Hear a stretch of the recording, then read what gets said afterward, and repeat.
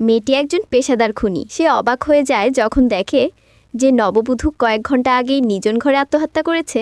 তার চেহারা নিজের সঙ্গে হুবহু মিলে যায়। সে দ্রুত সেখান থেকে পালাতে চাইছিল, কিন্তু ঠিক তখনই নববধূর মা তাকে বলল সে নাকি তার বহু বছর আগে হারিয়ে যাওয়া ছোট মেয়ে। এই কথা শুনে মেয়েটির মাথায় তৎক্ষণাৎ একটা বুদ্ধি এলো। এটা হয়তো মানুষ মারার সংগঠন থেকে বেরিয়ে গিয়ে নতুন জীবন শুরু করার সুযোগ। তাই সে পরিকল্পনা অনুযায়ী অভিনয় শুরু করলো, নিজেকে হারানো কন্যা সাজিয়ে নিল। কিন্তু সে ভাবতেও পারেনি এই মায়াবী পুনর্মিলনের আড়ালে লুকিয়ে আছে চরম বিপদ।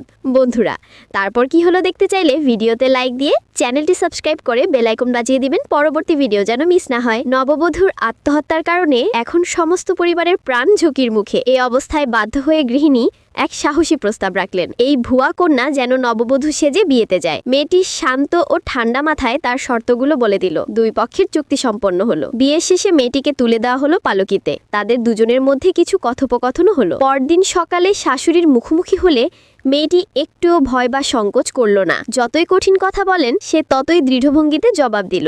এমন সাহস ও আচরণ দেখে আরও নিশ্চিত হলেন এই মেয়ে মোটেও সাধারণ মেয়ে নয় রে লায়লা। কিন্তু তিনি বিষয়টি প্রকাশ না করে চুপচাপ অভিনয় করতে থাকেন এবং দেখতে থাকেন।